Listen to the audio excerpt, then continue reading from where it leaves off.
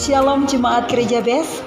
Sebelum kita memulai kebaktian, mari kita melihat profil Gereja BES.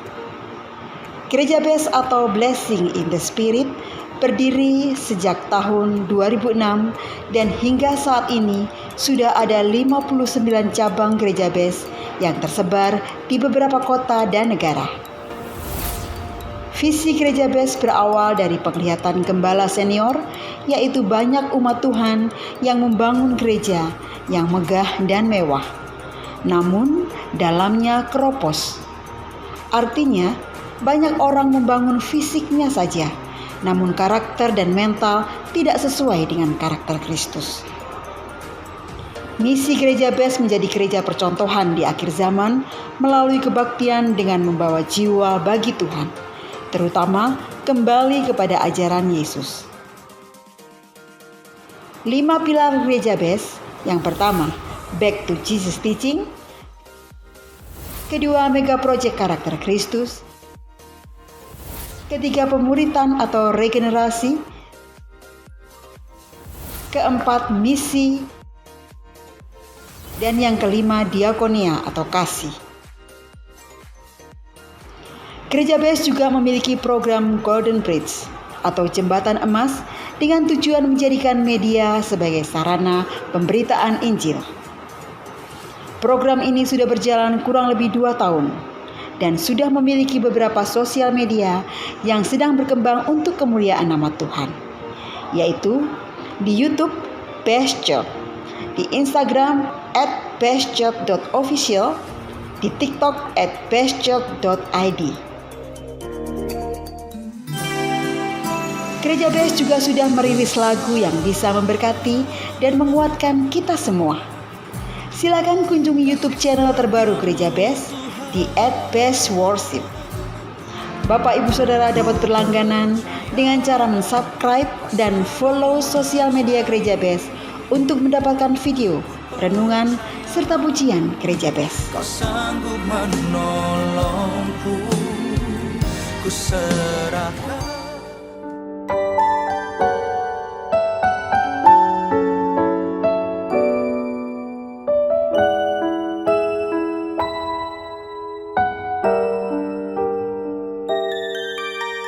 Do you know why am I grumble? Do you know that I'm not grateful at all? Pada momen Natal ini, Gereja BES mempunyai program setiap tahunnya, yaitu Diakonia Natal, untuk membantu gereja-gereja yang membutuhkan. Bagi Bapak Ibu Saudara yang tergerak untuk memberikan Diakonia Natal, dapat men-scan barcode yang tertera pada layar.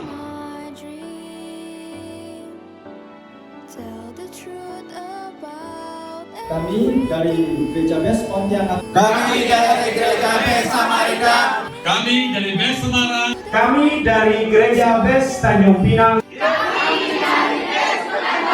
Kami Gereja BES Manado mengucapkan Selamat Natal dan Tahun Baru. Selamat Natal dan Tahun Baru. Selamat Hari Natal dan menyongsong Tahun Baru.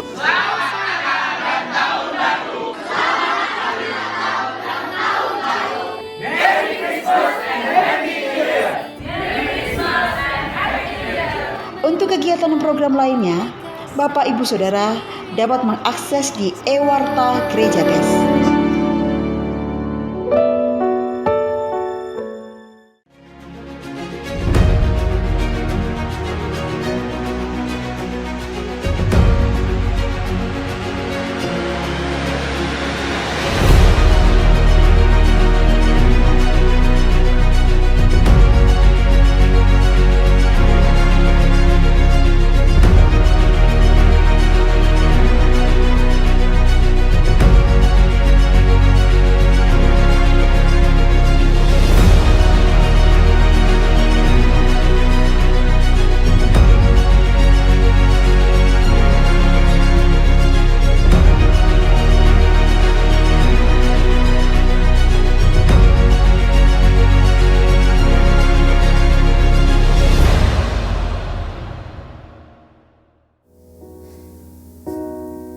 Satu buah pujian Natal yang ingin kami berdua persembahkan untuk Natal Ladies Devotion Best Church Surabaya malam hari ini.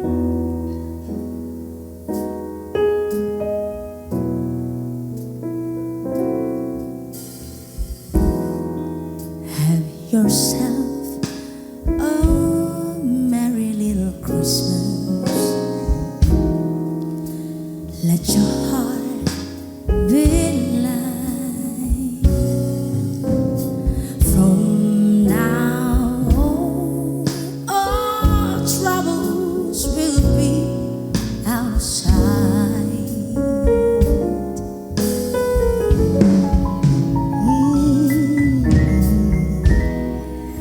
Have yourself a merry little Christmas. Make the Yuletide gay. From now on, our troubles will be miles away.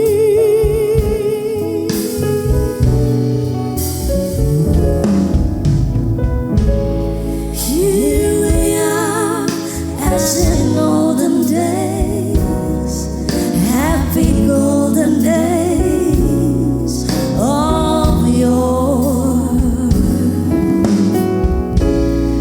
Faithful friends who are dear to us, they gather near to us once more. Through these we all will be together. Hear the fades are low. Hang a shining star upon the highest bough.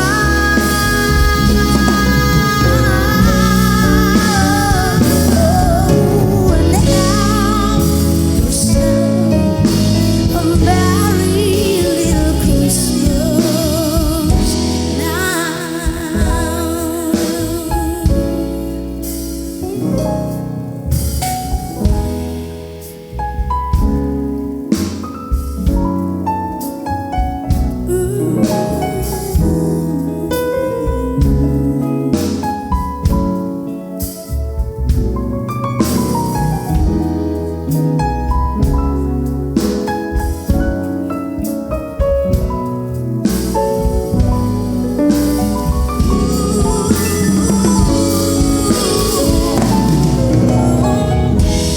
Here we are, as in olden days, happy golden days of yore. Faithful friend who are near to us, God and near to us once more.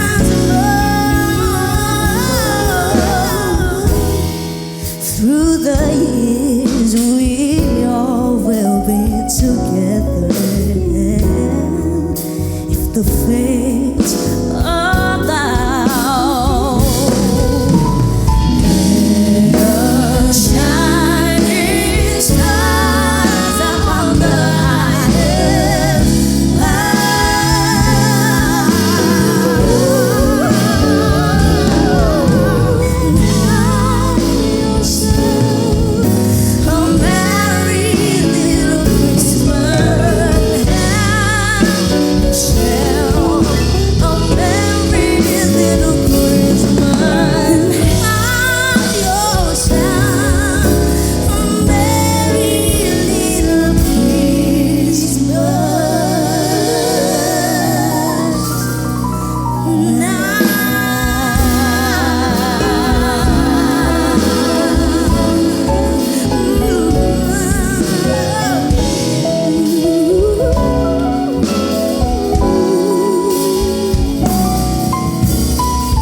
Merry Christmas, Ladies Devotion.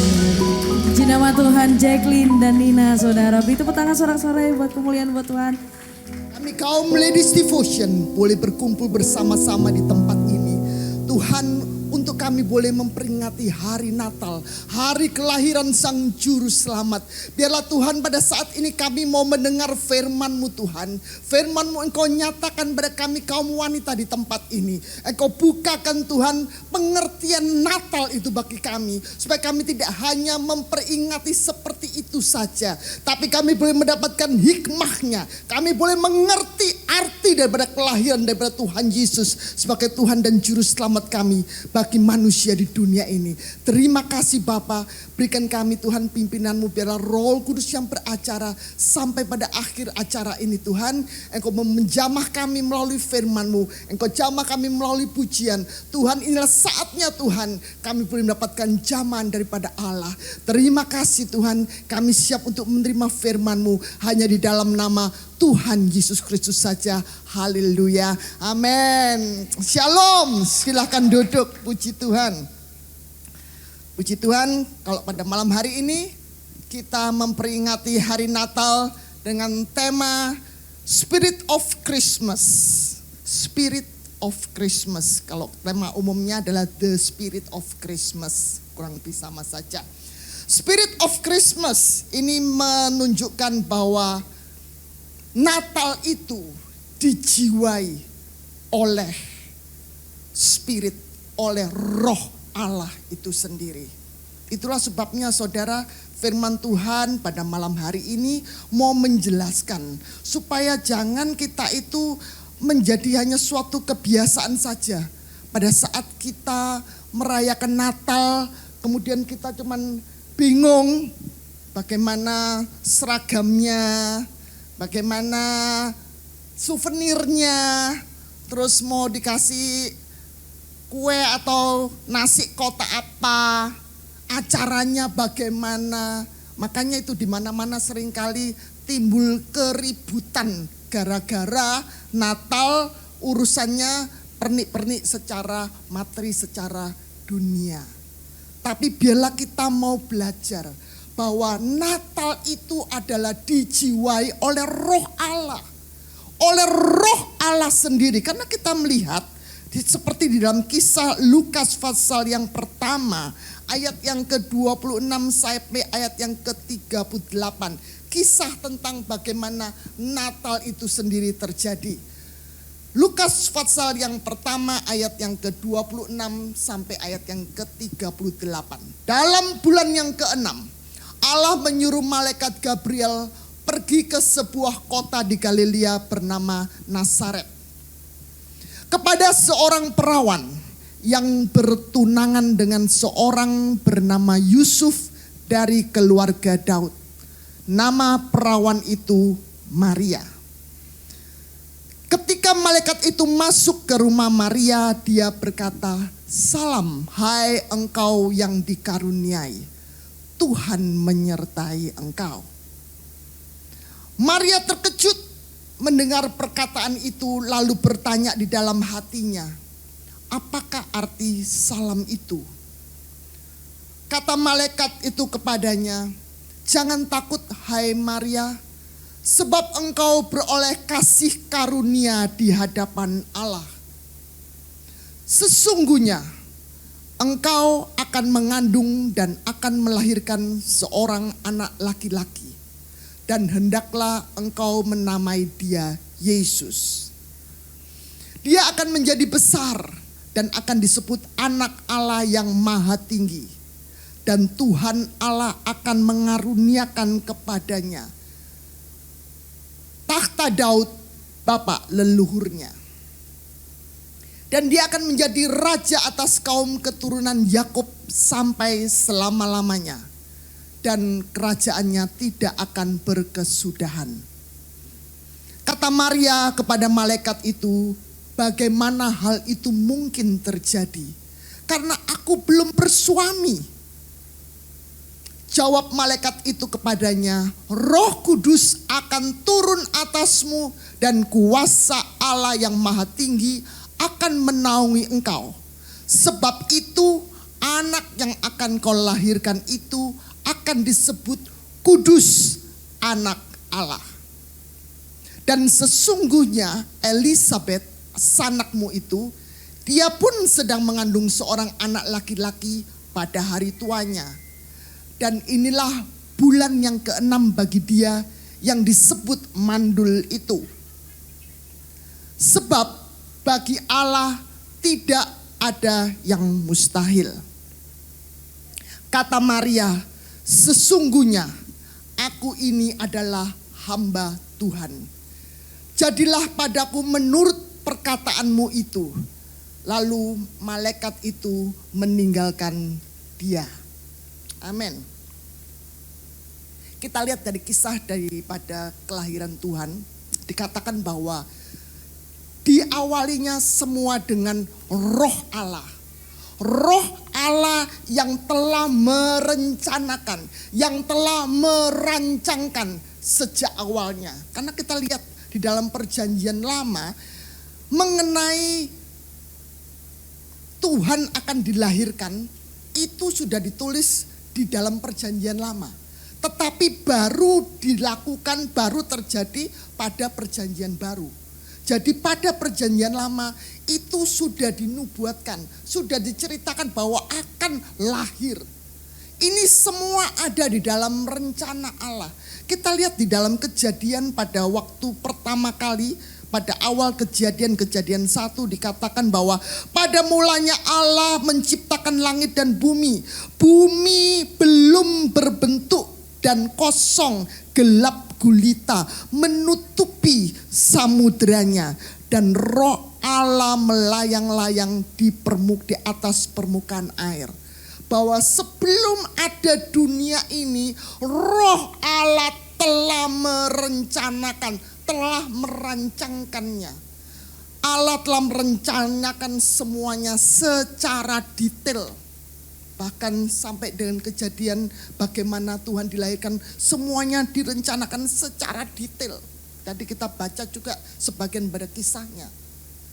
Demikian juga saudara, ketika Tuhan menciptakan kita manusia, Tuhan punya rencana dalam kehidupan kita masing-masing. Kita semua ada di dalam rancangan Tuhan. Tuhan punya rancangan walaupun itu berbeda antara satu dengan yang lain. Tapi Tuhan punya rancangannya. Kita harus percaya. Dan di dalam Yeremia pasal yang kedua ayat yang ke-20, pasal Yeremia 29 ayat yang ke-11. Yeremia pasal yang ke-29 ayat yang ke-11.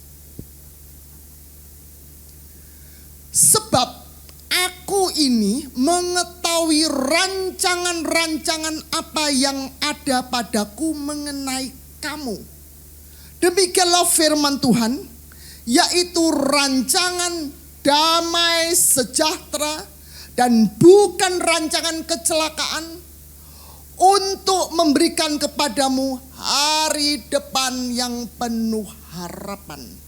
Rancangan yang Tuhan berikan pada kita adalah rancangan damai sejahtera, bukan rencana kecelakaan. Damai sejahtera dan kemudian juga supaya ada hari depan dengan penuh harapan. Kita mau memasuki tahun baru. Kita kalau mengatakan Happy New Year, mau masuk det Imlek, Singdian Guaile, semuanya kita mau Guaile, Lak, Happy, Hoki, Amin.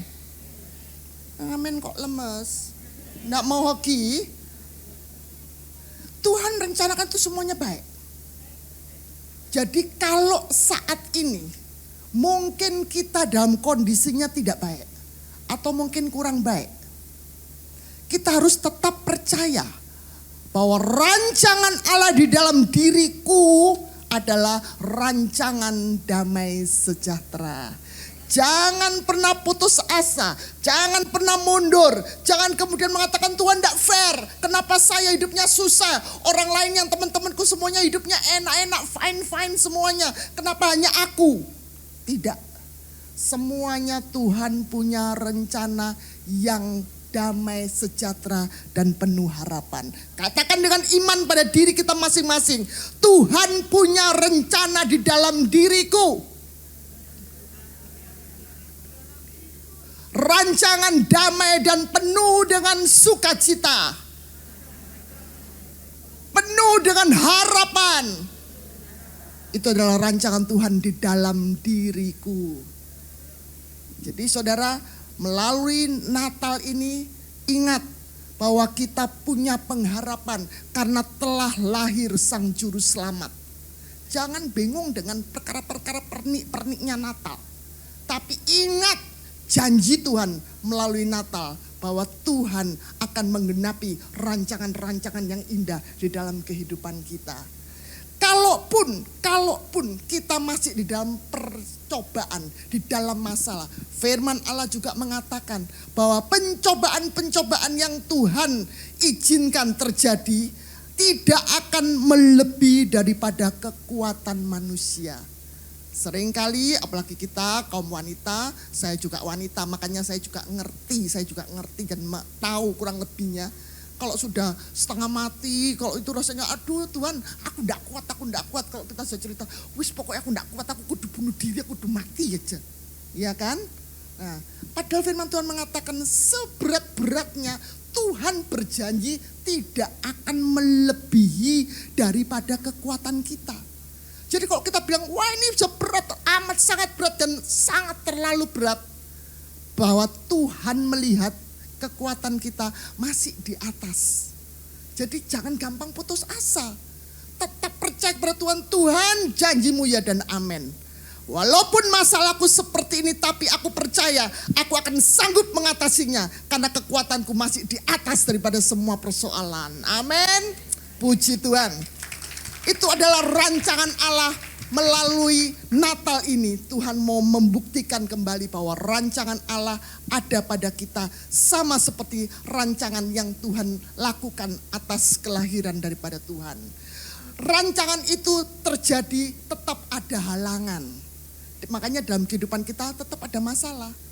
Semuanya halangan terjadi. Maria waktu dia menjalankan rancangan Tuhan, tidak fine-fine aja. Kan saudara bisa baca sendiri kan. Susah, dia mau dicerai sama Yusuf, kemudian lahir juga mestinya kan kalau memang ini Tuhan yang merencanakan anaknya yang akan lahir di dunia, seharusnya kan dia menyiapkan tempat-tempat yang bagus sebagai tempat yang mewah sebagai anak raja yang mau lahir. Tapi kenyataannya enggak dapat. Dapatnya di kandang yang hina. Itu adalah suatu percobaan, suatu masalah yang diizinkan terjadi. Tapi kembali lagi Tuhan mengatakan bahwa setiap masalah itu kalau kita berjalan sesuai dengan rancangan Allah, maka pasti ada jalan keluar. Percaya kepada Tuhan, tetap setia kepada Tuhan, maka Tuhan akan menuntun kita, menunjukkan jalan-jalannya.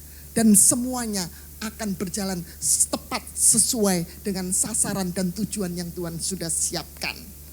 Yang kedua, rancangan Tuhan disampaikan melalui firman-Nya. Melalui firman. Makanya dikatakan di dalam Alkitab, dalam Perjanjian Lama dikatakan, jagalah langkahmu ketika engkau datang menghampiri ke rumah Tuhan. Dikatakan bahwa mendengar itu lebih penting daripada memberikan korban. Mendengar apa? Mendengar firman Allah. Bahwa setiap kali kita datang beribadah, kita datang ke gereja, itu lebih penting kalau kita punya keinginan, kita rindu, Tuhan engkau mau bicara apa hari ini melalui firman-Mu. Itu lebih penting daripada mempersembahkan, memberikan persembahan. Memberikan persembahan itu baik. Memberi persembahan korban uang bagus. Juga untuk waktu yang sudah kita berikan, kita persembahkan untuk beribadah, bagus. Tenaga kita, waktu kita persembahkan untuk kita beribadah, bagus. Tapi yang terutama adalah kalau kita mau mendengarkan firman Tuhan. Ini yang penting saudara. Karena seringkali secara umum kalau di gereja itu saya melihat kalau sudah waktunya firman, yang namanya firman, itu HP keluar semua. Alasannya Alkitab di HP. Terus kalau sudah ngetik-ngetik gini, saya pernah lihat gini, ngetik-ngetik apa? Saya lihat dia enggak ngetik firman, tapi setelah selesai ibadah saya tanya, kamu kok ngetik-ngetik terus di gereja? Oh, saya ngetik firman, padahal saya lihat itu bukan firman. Nah, ini salahnya, makanya orang Kristen tidak pernah bertumbuh menjadi dewasa, karena walaupun dia setia datang beribadah, bahkan dia melayani sekalipun, tetapi firman Allah tidak dia perhatikan. Nah, ini yang bahaya. Setan juga bisa memakai firman. Diputar balikkan sedikit saja. Kalau kita tidak mengerti firman Allah dengan benar, maka kita bisa diselewengkan. Sekarang sudah banyak penyelewengan firman Tuhan. Pemalsuan. Dikatakan firman Tuhan mengatakan bahwa pada akhir zaman, pada saat-saat seperti sekarang ini, akan banyak nabi-nabi palsu. Yang dipalsu itu nabi. Bukan orang-orang jemaat biasa. Bukan orang-orang yang baru percaya. Tapi yang top-top, yang kelas itu baru dipalsu. Sesama wanita kita paling mengerti. Itu tas-tas yang dipalsu, apakah tas yang tidak ada mereknya? Atau tas yang mereknya merek Republika, tidak tahu buatan mana itu, lokal. Apakah perlu dipalsu? Yang dipalsu adalah yang top-top, yang bagus-bagus, yang mahal-mahal. Yang tidak mungkin yang bagi kita-kita yang biasa tidak terjangkau untuk dibeli. Itu yang dipalsu. Kalau kita tidak mengerti aslinya, kita tidak akan mengerti pemalsuannya. Barang yang palsu dan yang asli, kalau mau palsu itu pasti akan berusaha untuk serupa mungkin, semirip mungkin dengan aslinya. Itu baru pemalsuan. Semirip mungkin. Kalau kita tidak mengerti yang asli, kita tidak tahu bedanya dengan yang palsu. Jangan mempelajari yang palsu untuk membedakan antara yang asli dengan yang palsu. Terbalik. Kita harus mempelajari yang asli untuk bisa mengetahui yang mana yang palsu ataupun yang asli. Amin. Nah, pasti amin. Ibu-ibu ini paling pinter kalau soal gituan. Saya ajari juga ya toh, pengetahuan tambahan.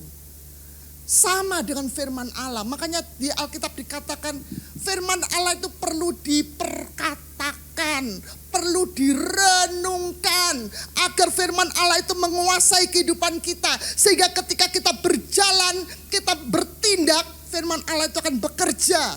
Firman Allah akan mengingatkan kita, hati-hati di bawah itu jurang. Hati-hati itu bawah itu kalau kamu lompat jatuh putus. Itu firman Allah. Sehingga kita bisa senantiasa berhati-hati dan kita berhasil. Kalau kita sungguh-sungguh menerima firman Tuhan, kita perkatakan. Kenapa mesti diperkatakan? Supaya kita ingat.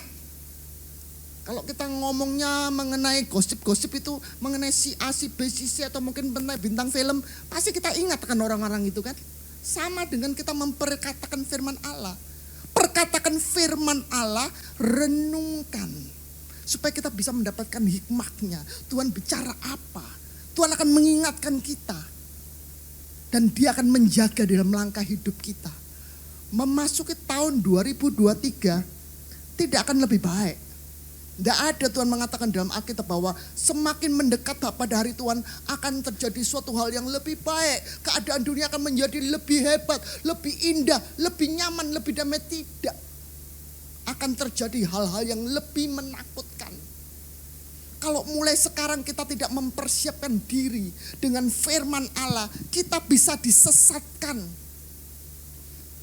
Setan mensesatkan Tuhan dengan cara apa? Dengan firman. Firmannya diputar balik. Hawa, wanita pertama. Kebetulan wanita juga. Itu wanita pertama. Dia mendengarkan firman Tuhan langsung. Secara langsung. Itu masih bisa diputar balik sama setan. Dan dia kena. Dia jatuh. Menjatuhkan manusia seluruh dunia masuk dalam dosa. Itulah sebabnya ketika kelahiran Tuhan, Tuhan pakai wanita juga untuk diperbarui. Wanita-wanita kita semuanya untuk bisa dipakai oleh Tuhan. Wanita-wanita yang memperkatakan, merenungkan firman Allah siang dan malam. Siapa di sini yang suka ngopi? Ngopi-ngopi? Sosialita? Halo? Enggak ada yang ngaku. Saya tahu padahal itu. Itu alasannya sosialita. Tapi begitu duduk ketemu sama teman-teman mulai ngopi, baru 5 menit pasti membicarakan orang lain. Pernah enggak sih, saya mau tanya, pernah enggak kalian kalau ngopi kemudian membuka Alkitab, mendengarkan firman? Enggak mungkin. Walaupun saudara ngomong iya, enggak mungkin. Pasti enggak. Betul enggak? Ngaku bagus. Makanya kalau enggak ada perlunya jangan suka ngopi-ngopi, nanti banyak berbuat dosa. Soalnya ngomongnya orang. Pasti nanti temennya datang, "Wih, kamu tambah gendut, tambah gembrot ya." Terus nanti yang satunya, itu suaminya tuh nyeleweng, suaminya punya peliharaan lain. Udah mulai ngomongin tuh bajunya, tasnya. Itu tasnya tuh belinya cicilan. Loh, cicil enggak nyicil, tapi urusannya dia. Enggak pakai uang kita kok, kita suka ngomongin orang. Hati-hati saudara. Makanya dihindari. Kalau enggak ada kepentingan, enggak usah ngopi-ngopi. Ngopi di rumah aman, baca firman. Untuk keselamatan kita juga. Karena firman Allah ini penting sekali. Supaya di masa yang akan datang ini, kehidupan kita, kehidupan rumah tangga dan keluarga kita, itu boleh berhasil dan selamat. Firman Allah itu penting. Sama seperti Maria dan Marta, kedua-duanya mengundang Tuhan, kedua-duanya melayani Tuhan. Tapi Tuhan mengatakan Maria yang telah mengambil yang terbaik, bagian yang terbaik adalah mendengarkan firman Allah. Amin. Jadi yang kedua, bahwa rencana Allah disampaikan kepada manusia melalui firman-Nya. Jadi firman itu kita harus terima. Kalaupun firman itu keras, kalaupun firman itu menyentuh kita, membuat kita tersentuh, jangan tersentuh. Karena setiap kali firman Tuhan sedang mau berbicara. Nikmati saja, kemudian cek dan recheck diri kita masing-masing. Apakah betul apa yang Tuhan katakan itu sudah kita kerjakan. Jangan bingung, itu mesti cocok sama itu. Itu saya gak datang. Nanti aku pulang tak telepon, tak kasih tahu tadi firmannya itu cocok sama dia. Gak perlu. Nanti dia yang masuk surga, kitanya masuk neraka. Lebih baik kitanya yang berubah membuat orang lain yang berubah juga. Sama-sama masuk surga. Amin. Yang ketiga, firman Allah, rencana Tuhan berupa visi Tuhan disampaikan kepada orang-orang pilihannya. Orang-orang pilihannya siapa? Yang pertama adalah Maria. Kemudian yang kedua juga firman Tuhan disampaikan kepada Yusuf. Karena Yusuf diam-diam mau menceraikan Maria. Maka firman Allah disampaikan juga kepada Yusuf. Kemudian yang ketiga juga rancangan Allah, rencana Tuhan, visi Tuhan disampaikan melalui firman Allah kepada orang-orang Majus. Orang-orang Majus adalah orang-orang yang mempunyai pendidikan tinggi, orang-orang yang pintar, ahli perbintangan, orang-orang yang kaya, orang-orang yang terpandang, orang-orang yang terhormat. Itu adalah orang-orang Majus, termasuk orang-orang pilihan Allah. Dan berikutnya juga orang pilihan Allah adalah para gembala. Orang-orang yang bersahaya, orang-orang yang sederhana, orang-orang yang tidak dilihat orang, tapi mereka termasuk orang-orang pilihan Allah. Jadi saudara, orang-orang pilihan Allah itu adalah kita semuanya. Kita semua jangan memikir bahwa aku enggak. Itu loh yang kaya itu loh. Itu yang dipilih Tuhan. Itu loh yang pinter itu loh. Itu loh yang pinter apa yang banyak apa idenya. Itu loh yang aktif. Itu loh. Enggak ada itu. aku adalah orang yang dipilih Tuhan. Orang-orang siapapun juga, Tuhan tidak melihat siapa kita. Tapi satu hal, kenapa Tuhan menyampaikannya kepada orang-orang pilihannya? Karena Tuhan mau supaya kita bekerja sama dengan Tuhan untuk melakukan visi, rencana yang Tuhan sudah rancangan di dalam kehidupan kita. Kita lihat di dalam 1 Roma pasal yang ke-8 ayat yang ke-28. Roma pasal yang ke-8 ayat yang ke-28.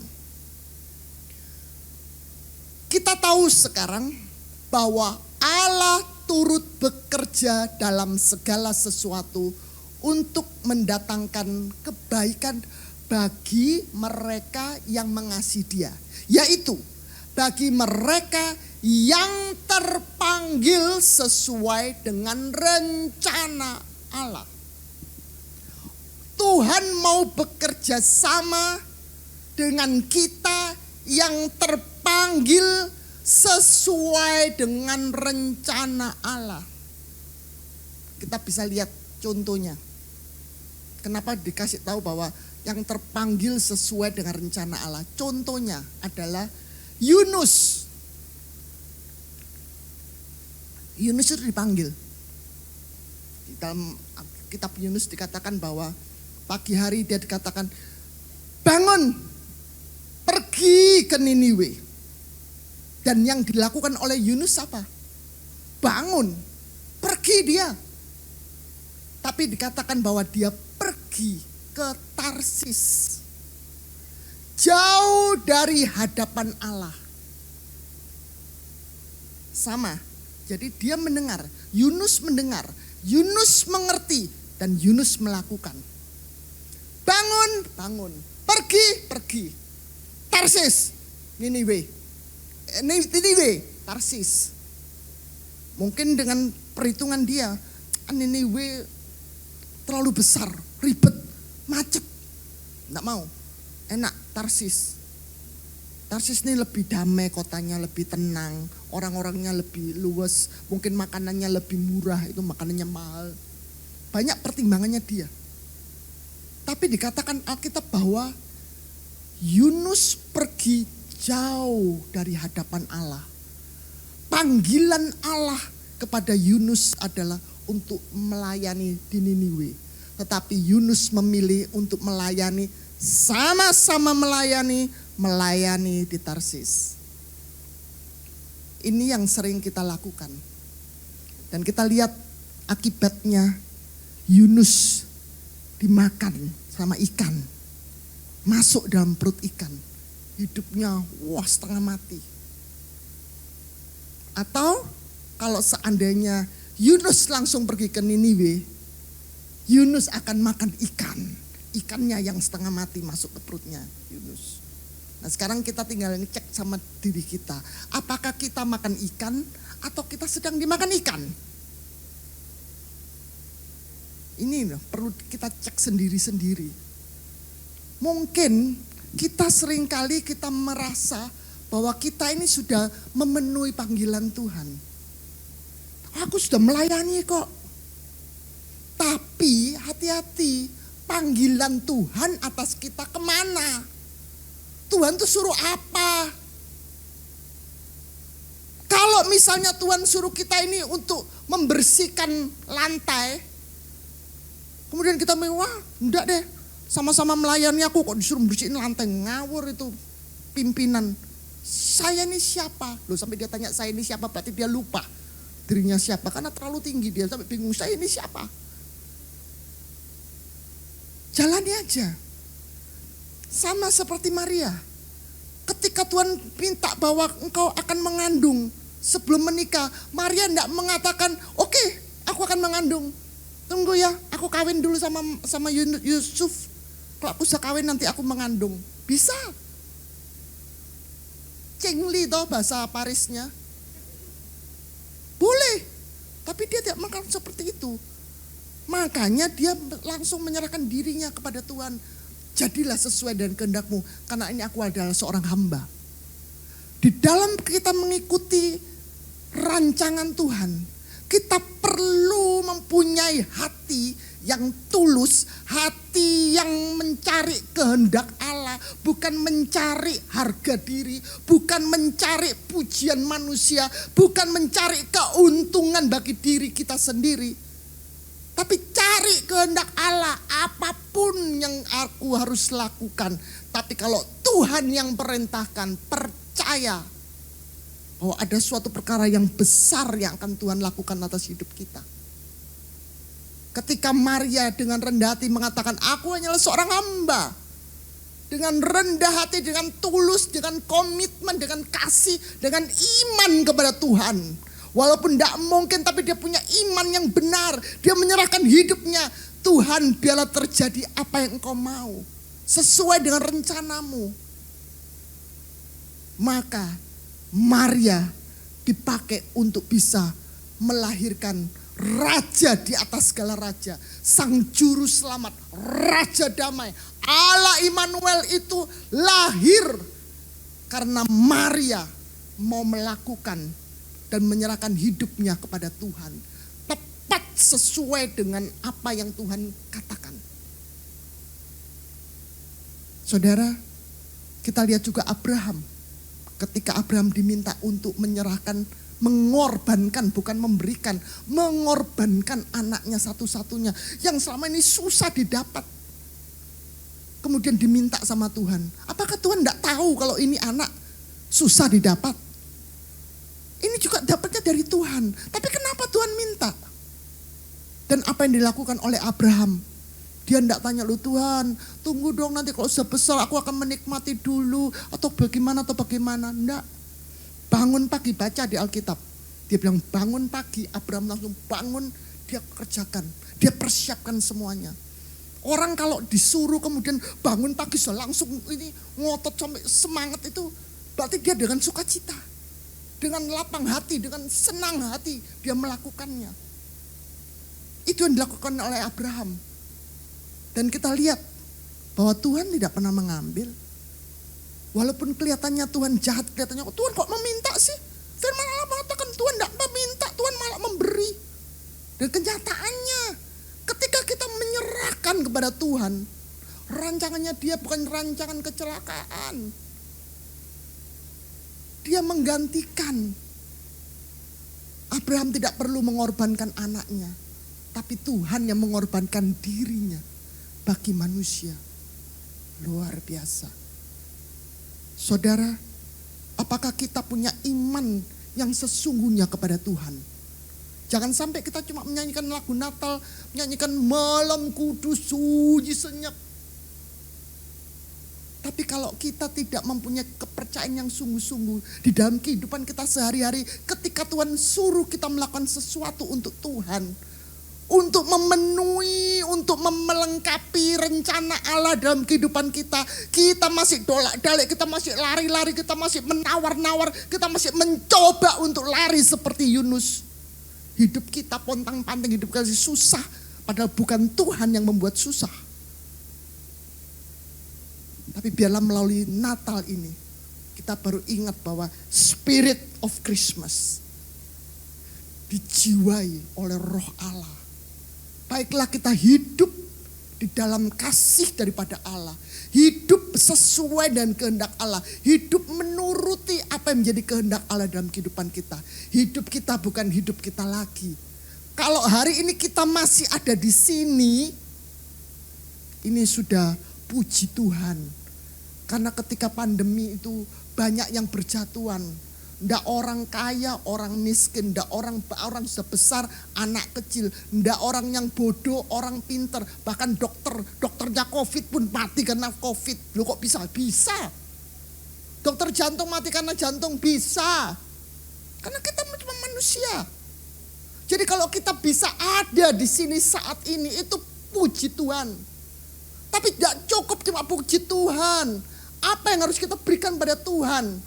Hidup kita bukan hidup kita lagi. Kita berhutang nyawa pada Tuhan. Kalau kita Tuhan tidak akan minta saudara untuk mati. Tidak. Hanya lakukan apa yang Tuhan mau dalam kehidupan kita. Percaya percaya Tuhan tidak akan mengambil rancangan Tuhan adalah rancangan damai. Rancangan yang penuh harapan, bukan mematikan harapan kita. Mari saudara, iman kita tuh jangan kecil, jangan hanya seperti ini lagi. Kita harus upgrade, waktunya sudah singkat. Tidak lama lagi Tuhan datang. Waktu retreat yang lalu di Jakarta, suara Tuhan jelas mengatakan, kedatanganku sudah dekat, kedatanganku sudah dekat. Jangan nganggap bahwa dari dulu juga begitu kok Bu. Makanya dulu, lah sekarang kan tambah dekat. Nah, Tuhan kamu sudah tambah dekat, jangan mau enggak kok masih lama. Nanti kita ketinggalan. Jangan main-main saudara. Ini antara hidup dan mati. Hanya mengenai sorga dan neraka. Itu aja. Jadi jangan mempertaruhkan. Lebih baik mulai sekarang mempersiapkan diri dengan sungguh-sungguh. Tuhan tidak minta apa-apa. Hidup kita sesuai dengan kehendak Allah. Sama seperti Maria, kita akan memuliakan Tuhan dan Tuhan juga akan memuliakan kita. Sama seperti Maria, dia memuliakan nama Tuhan. Maria pun dipermuliakan. Kita tidak usah cari kemuliaan. Tuhan akan mempermuliakan kita ketika kita mempermuliakan Dia. Amin. Mari kita bangkit berdiri. Kita akan menyanyikan sembah dan puji Dia Sang Raja. Ini adalah pesan Natal. Supaya dalam setiap kali kita Natal, kita harus ingat bahwa Natal itu dijiwai oleh Roh Allah. Kita tanya sama Tuhan, Tuhan apa yang menjadi rancanganmu dalam kehidupanku? Aku siap Tuhan. Karena Tuhan tidak pernah mengambil.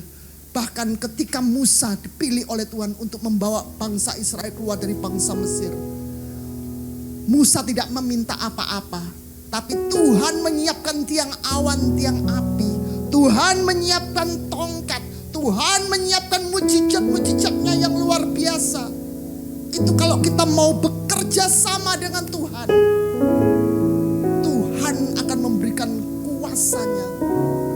Kuasa Allah akan turun atas kita. Kita akan penuh dengan kemenangan di dalam Tuhan. Sembah dan puji Dia. Sembah dan puji Dia. Sembah dan puji Dia. Sang Raja. Sembah dan puji Dia. Sembah Dia. Bukan dengan cara kita, tapi dengan hidup kita. Kita sembah Dia. Kita lakukan kehendak Allah. Itu cara kita untuk menyembah Tuhan. Sang Raja. Sembah dan puji Dia. Sembah dan puji Dia. Katakan ini aku Tuhan. Aku mau menyembah Kau dengan segenap hidupku padamu. Haleluya.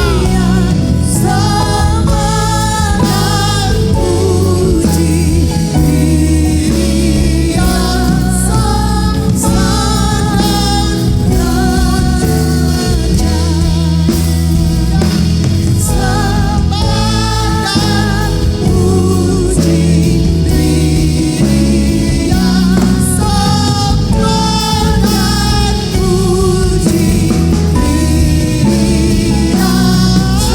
Sembah dan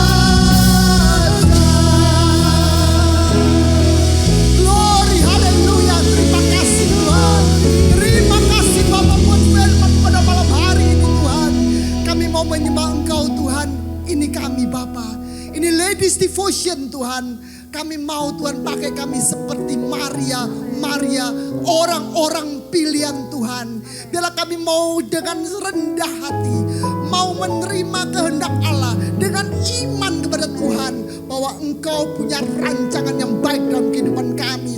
Bukan rancangan kecelakaan, tapi suatu rancangan damai, sejahtera, dan penuh harapan.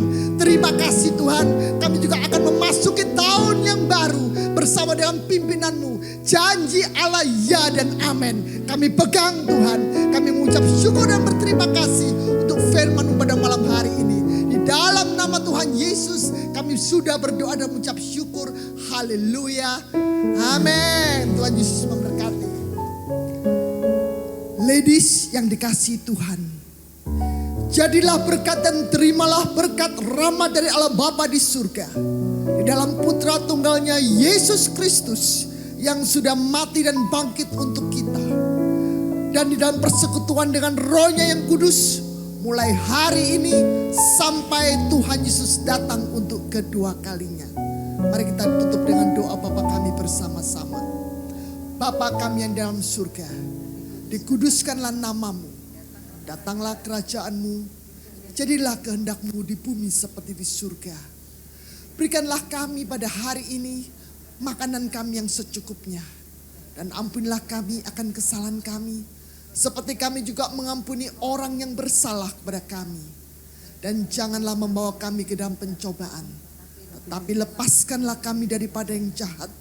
Karena Engkau lah yang punya kerajaan dan kuasa dan kemuliaan sampai selama-lamanya.